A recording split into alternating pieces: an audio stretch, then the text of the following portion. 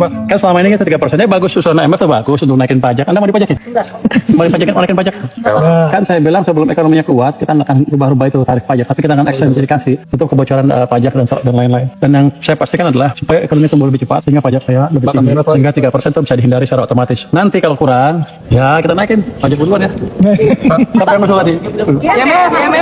IMF minta pajak gaji dinaikkan, tapi Purbaya Yudi Sadewa bilang, tidak. Katanya uang rakyat jangan disentuh dulu. Di saat yang sama, muncul kabar kontrak 200 triliun rupiah misterius. Uang segede itu kemana? Nama besar mulai disebut, elit mulai panas, dan rakyat cuma bisa nanya. Kita disuruh bayar pajak, tapi kebocoran ditutup kapan? Tonton sampai habis, karena di video ini kita kupas tuntas dari IMF. Pajak, sampai sejarah krisis 1998 yang bikin Indonesia trauma sampai hari ini. Purbaya meledak, IMF mental, pajak gaji karyawan ditolak. Apakah Anda rela pajak dinaikkan? Pertanyaan sederhana. Tapi jawabannya bikin perut mules. Soalnya rakyat kita ini bukan nggak mau bayar pajak. Masalahnya tiap akhir bulan gaji tinggal angka romantis 0,0. Belum bayar cicilan, belum isi bensin, belum traktir anak minta es krim. Lah ini masih disuruh naik pajak? Nah di tengah suasana begini, muncul kabar yang bikin telinga rakyat agak adem. Katanya Purbaya Yudi Sadewa nolak usulan International Monetary Fund buat naikin pajak gaji karyawan. Bahasanya simple, to the point, nggak pakai bahasa langit. Uang rakyat jangan disentuh dulu. Langsung tepuk tangan, jangan buru-buru. Kita kupas pelan-pelan. Pajak naik sama dengan rakyat tersedak. Coba bayangin, gaji naik 5%. Harga beras naik 20%, listrik naik, sekolah anak naik, parkir di minimarket aja sekarang bayar. Terus ada yang bilang, ayo pajak dinaikkan. Lah, rakyat mau hidup apa? Harapan? Makanya logika Purbaya itu sebenarnya logika warung kopi. Kalau rakyat punya uang, dia belanja. Kalau dia belanja, warung hidup. Warung hidup, distributor jalan. Distributor jalan, pabrik kerja. Pajak? Ya ikut ngalir. Ekonomi itu bukan teori di PowerPoint IMF. Ekonomi itu nasi di meja makan. IMF, itu apa sih? Biar adil, kita juga jangan lebay. IMF bukan monster. IMF itu lembaga internasional yang sering kasih saran ekonomi ke negara-negara. Masalahnya saran IMF kadang cocok buat negara maju, tapi bikin negara berkembang megap-megap. Contohnya klasik, defisit naik, pajak naik, subsidi mahal, cabut subsidi. Utang berat, jual aset, di kertas rapi. Di lapangan, demo. Makanya waktu ada kabar IMF nyaranin pajak karyawan naik, publik langsung refleks. Loh, kok yang disasar pekerja lagi? Padahal kebocoran pajak gede justru sering bukan dari karyawan. Tapi dari sektor abu-abu, transfer pricing, perusahaan cangkang, mafia impor, dan segala jurus ninja akuntansi. Purbaya main logika sehat. Kalau narasi yang beredar benar, strategi Purbaya itu jelas. Jangan naikin tarif dulu. Perluas basis pajak, tutup kebocoran. Artinya apa? Yang belum bayar pajak, suruh bayar. Yang pura-pura rugi, diaudit. Yang sembunyi di luar negeri, dikejar. Ini baru namanya adil. Kenapa karyawan terus yang ditekan? Mereka kan sudah dipotong otomatis tiap bulan. Nggak bisa kabur, nggak bisa ngeles. Mau nangis pun pajaknya tetap kepotong. Sindiran buat sistem lama. Di sini mulai panas. Ada yang bilang kalau dulu yang pegang kebijakan, pajak mungkin sudah naik. Nama Sri Mulyani Indrawati ikut disebut-sebut dalam perbandingan publik. Tenang dulu, ini bukan soal pribadi, ini soal pendekatan kebijakan. Di era sebelumnya sering ada narasi, ruang menaikkan pajak masih ada. Secara teori benar, tapi teori itu kadang lupa realita. Rakyat bukan angka statistik, mereka manusia. Ada yang gajinya UMR, tapi mimpi anaknya mau kuliah. Auma sampai hari ini. Kenapa daya beli penting? Ekonomi Indonesia itu unik. Mesin utamanya konsumsi rumah tangga. Kalau rakyat nggak belanja, ekonomi mandek. UMKM sepi, pabrik sepi, PHK nambah. Jadi logika Purbaya sebenarnya sederhana. Jaga kantong rakyat, ekonomi muter, pajak naik alami. Ini bukan kebijakan heroik, ini akal sehat. Tapi Kok banyak drama? Di tengah isu pajak muncul narasi liar. Kontrak 200 triliun rupiah misterius. Sistem lama bermain, nama besar disebut. Presiden marah. Nama Prabowo Subianto dan ST Burhanuddin ikut diseret dalam kabar yang katanya siap bertindak tegas. Masalahnya publik sekarang sudah capek drama, rakyat cuma mau dua hal. Harga stabil. Koruptor dihukum. Nggak peduli siapa. Mau pejabat, konglomerat, atau anak sultan TikTok. Humor pahit pajak Indonesia. Kita sering bercanda, pajak itu kayak mantan. Nggak pernah lupa nagih, tapi kita jarang bercanda soal mafia pajak. Kenapa? Karena itu bukan lucu. Itu menyakitkan. Bayangin kamu bayar pajak tiap bulan, tapi ada orang lain yang omzetnya ratusan miliar, pajaknya nol karena akrobat laporan keuangan. Rasanya kayak bayar iuran ronda tapi malingnya anak RT sendiri. Target ekonomi 8%. Mimpi atau strategi? Pemerintah ngomong target pertumbuhan 8%. Kalau pajak rakyat dinaikkan, konsumsi turun. Kalau konsumsi turun, target tinggal slogan. Jadi kebijakan menjaga daya beli itu bukan populis. Itu realistis. Tapi tentu ini cuma berhasil kalau kebocoran benar-benar ditutup. Kalau enggak, ya rakyat cuma dikasih harapan kayak promo cashback yang syaratnya 30 halaman. Hubungan Indonesia dan IMF, luka lama. Isu IMF ini sensitif karena sejarah. Sejak krisis 1998, IMF masuk dengan paket bantuan. Ada yang bilang itu penyelamat, ada yang bilang itu penjajah ekonomi. Nama B.J. Habibie dan Susilo Bambang Yudhoyono sering disebut dalam diskusi panjang soal hubungan ekonomi global. Publik terbelah, satu kubu, IMF perlu. Kubu lain, IMF bikin tergantung. Kebenarannya, rumit. Tapi satu hal pasti, rakyat selalu yang menanggung dampak. Jadi, Purbaya pahlawan, jangan buru-buru bikin patung. Menolak pajak naik itu langkah awal, tapi PR besar masih panjang, reformasi pajak. Digitalisasi pengawasan, berantas mafia impor, transparansi anggaran. Kalau ini jalan, rakyat dukung. Kalau cuma slogan, ya publik balik sinis. Karena rakyat Indonesia itu sabar, tapi nggak bodoh. Kesimpulan pedas.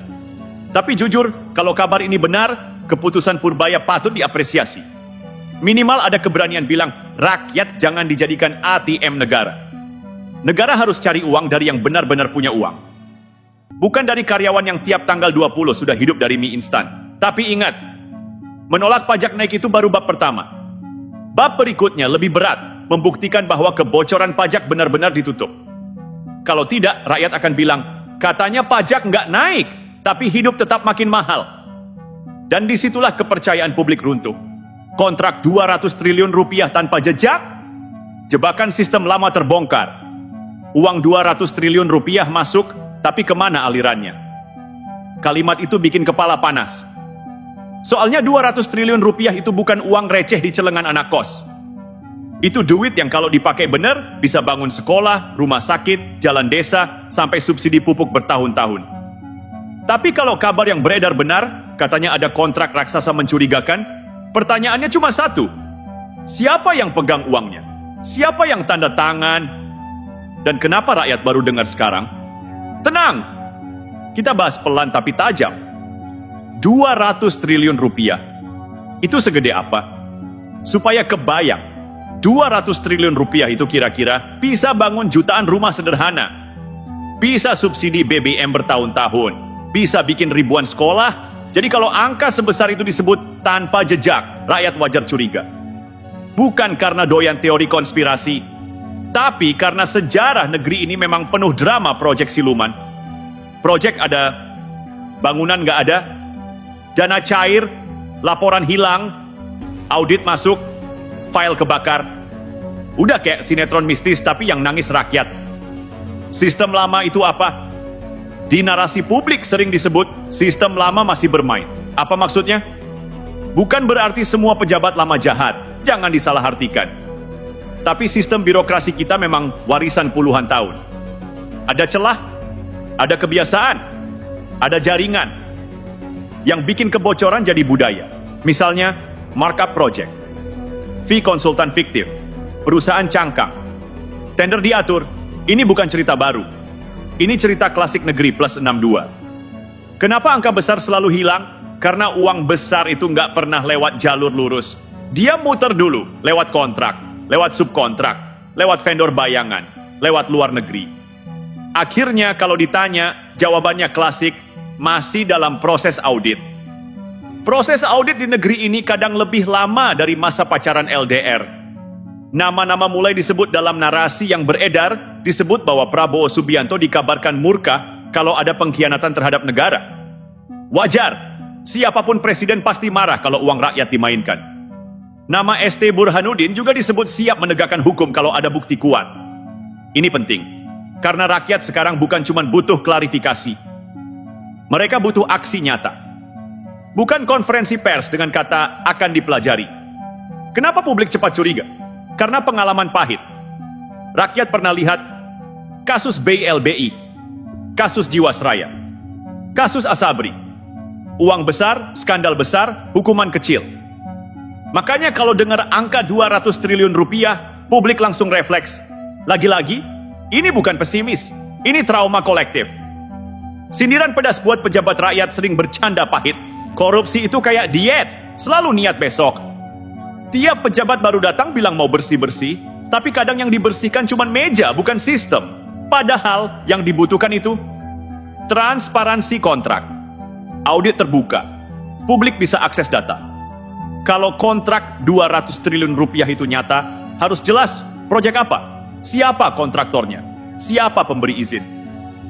Jangan sampai rakyat tahu dari gosip YouTube duluan. Kenapa isu ini dikaitkan dengan pajak? Karena logikanya sederhana. Kalau uang bocor 200 triliun rupiah, terus pemerintah minta pajak naik, rakyat pasti bilang, loh bocor dulu ditutup dong. Itu kayak ember bocor, disuruh isi air terus. Mau sampai kiamat juga nggak penuh, makanya strategi Purbaya Yudi Sadewa yang katanya fokus, nutup kebocoran lebih masuk akal daripada langsung naikin pajak. Kalau kebocoran ditutup, uang negara otomatis naik, tanpa nyenggol rakyat kecil. Mafia uang. Itu nyata? Istilah mafia sering terdengar dramatis, tapi praktiknya nyata. Mereka bukan gangster pakai jas hitam, mereka pakai dasi, laptop, dan spreadsheet. Kerjanya rapi, cari celah regulasi, dekati pejabat, atur proyek, semua legal di atas kertas, tapi busuk di dalam. Makanya reformasi sistem itu susah, karena lawannya bukan satu orang, tapi jaringan. Publik butuh bukti, bukan sensasi. Di sini penting kita jujur. Isu 200 triliun rupiah ini masih perlu bukti resmi. Jangan asal percaya video potongan 30 detik. Tapi juga jangan langsung dismiss. Karena kalau ada indikasi, harus diusut. Rakyat punya hak tahu. Humor hitam negeri pajak. Kita sering dengar jokes. Kalau rakyat telat bayar pajak, denda. Kalau pejabat telat lapor aset, lupa. Lucu? Iya. Sedih? Lebih iya. Karena keadilan pajak itu bukan soal angka, tapi rasa kepercayaan. Kalau rakyat percaya uang pajaknya dipakai benar, mereka rela bayar. Tapi kalau lihat kontrak misterius, rasa percaya hilang. Apa yang harus dilakukan?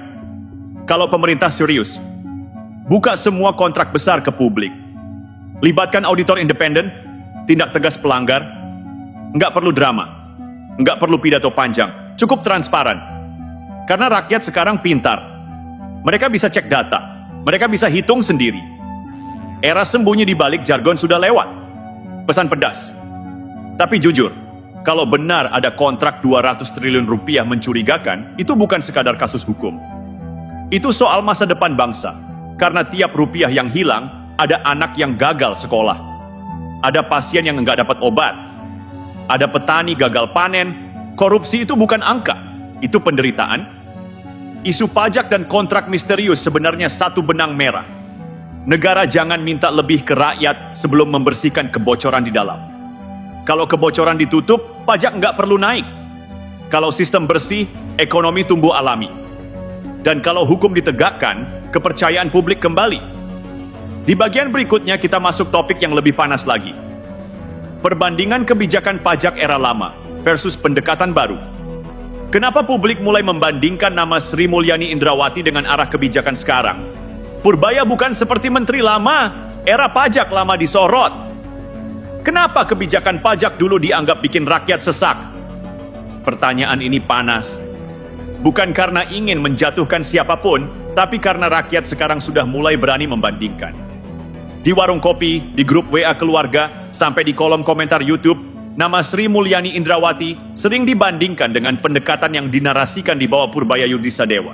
Tenang dulu, ini bukan soal benci atau cinta, ini soal arah kebijakan. Dua gaya, dua filosofi. Kalau disederhanakan, publik melihat ada dua pendekatan. Gaya lama, negara butuh uang, pajak dinaikkan. Defisit ditekan, rakyat ikut menanggung. Gaya baru, versi narasi publik. Jaga daya beli, ekonomi muter. Tutup kebocoran dulu, baru bicara tarif. Mana yang benar? Jawabannya tergantung kondisi. Tapi rakyat menilai dari rasa di dompet. Kenapa pajak jadi sensitif? Karena rakyat Indonesia itu unik. Mereka rela bayar pajak. Kalau percaya uangnya nggak bocor, masalahnya banyak kasus masa lalu bikin publik trauma. Proyek mangkrak, jalan cepat rusak. Bantuan sosial bocor. Akhirnya rakyat mikir, pajak naik, tapi hidup nggak membaik. Bukan berarti semua kebijakan lama salah, tapi komunikasi ke publik sering gagal. Bahasa pemerintah kadang terlalu akademis. Rakyat dengarnya cuman, harus. IMF lagi-lagi disebut. Isu lama muncul lagi, hubungan Indonesia dengan International Monetary Fund. Sebagian orang percaya IMF itu mitra, sebagian lagi curiga IMF itu penekan kebijakan. Kebenarannya, IMF cuma kasih rekomendasi. Keputusan tetap di pemerintah. Tapi publik suka merasa kalau kebijakan terasa berat, pasti ada tekanan luar. Ini bukan cuma di Indonesia. Banyak negara berkembang punya sentimen sama. Karena sejarah, rakyat bandingkan realita. Contoh simpel. Dulu ada wacana kenaikan PPN. Ada penyesuaian tarif, ada reformasi pajak, di kertas bagus. Tapi di lapangan, pedagang kecil bingung, UMKM panik, konsumen tahan belanja. Sementara perusahaan besar masih bisa main di celah aturan. Rakyat jadi nanya, kenapa yang kecil cepat ditagih? Yang besar lama diperiksa? Ini bukan fitnah, ini pertanyaan publik. Humor pahit pajak. Ada jokes yang viral. Pajak itu kayak mantan.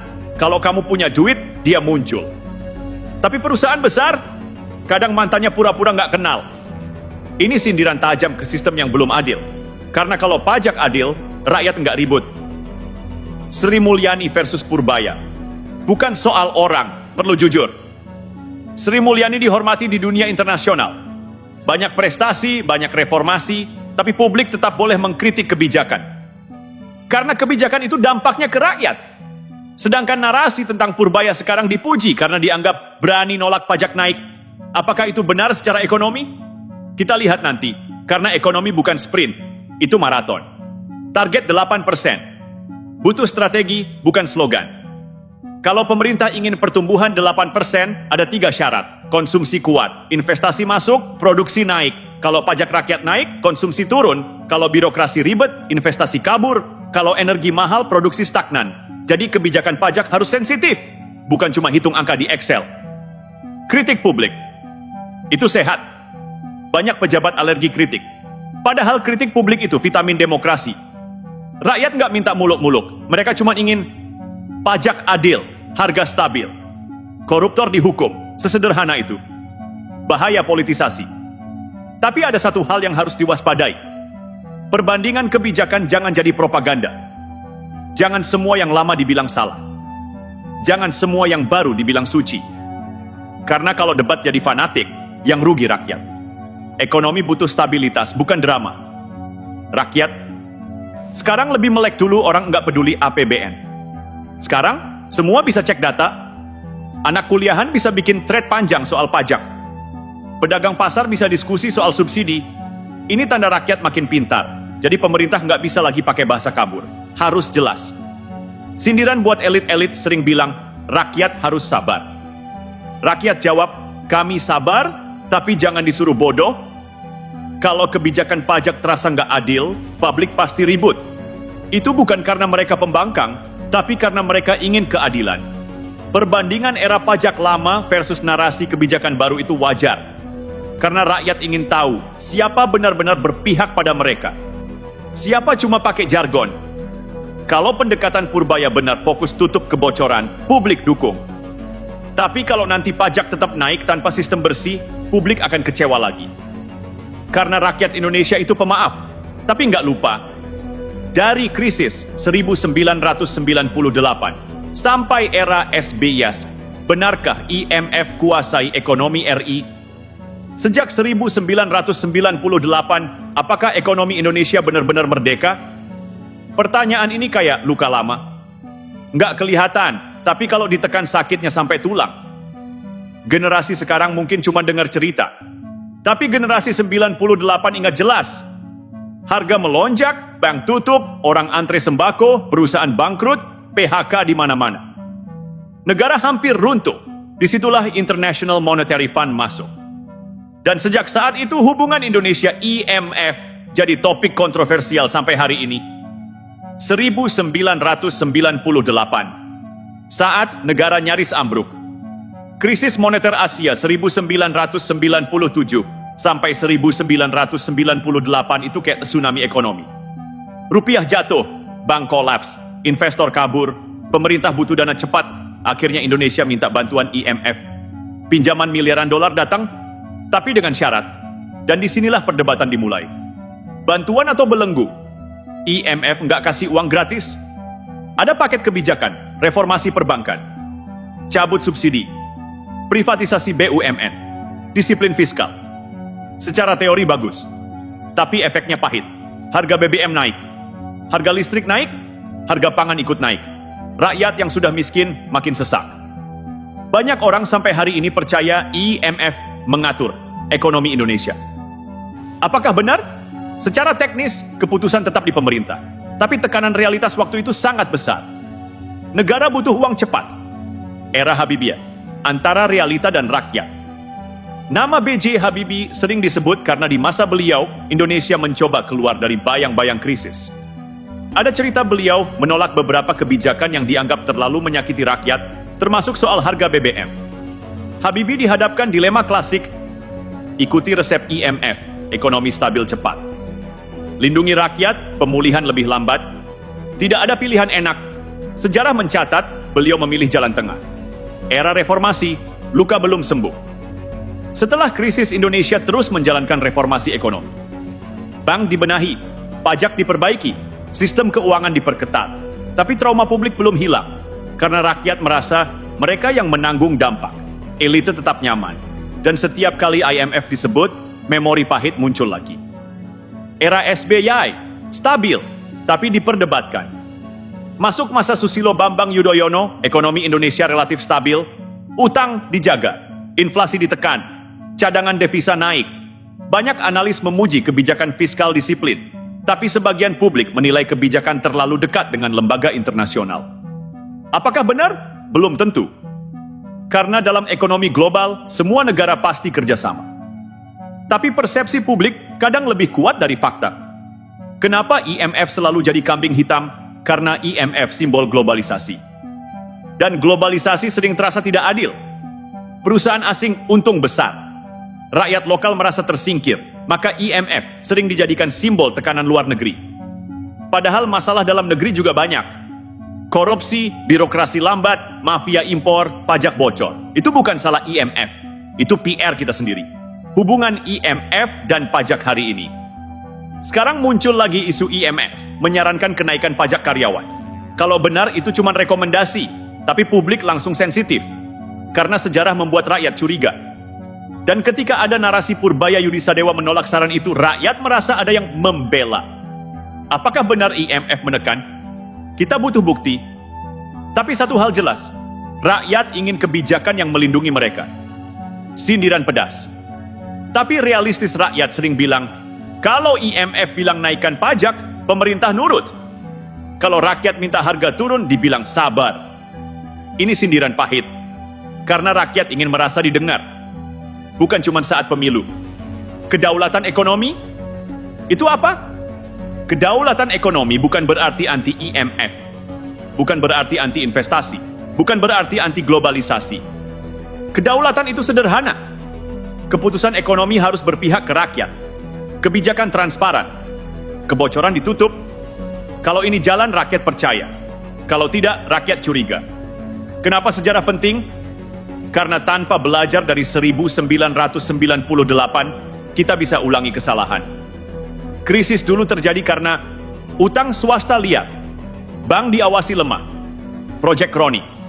Kalau sekarang kebocoran pajak dibiarkan, kontrak misterius muncul, sistem lama bermain. Sejarah bisa terulang, dan rakyat lagi yang jadi korban. Humor gelap negeri IMF. Ada jokes lama. Kalau IMF datang, rakyat puasa. Lucu? Enggak juga, karena di balik humor itu ada trauma. Makanya setiap ada wacana pajak naik, publik langsung panik. Dari 1998 sampai sekarang, satu pelajaran jelas. Ekonomi kuat kalau rakyat kuat. Bukan karena laporan IMF bagus. Bukan karena rating lembaga kredit naik. Tapi karena rakyat bisa makan, kerja, dan hidup layak. Sejarah hubungan Indonesia dengan IMF itu panjang, rumit, dan penuh perdebatan. Ada yang bilang penyelamat, ada yang bilang penekan. Kebenaran ada di tengah. Yang penting sekarang, kebijakan harus transparan. Kebocoran harus ditutup. Rakyat harus dilindungi. Karena kalau rakyat kuat, negara kuat. Dan kalau negara kuat, IMF cuma mitra, bukan penentu nasib bangsa.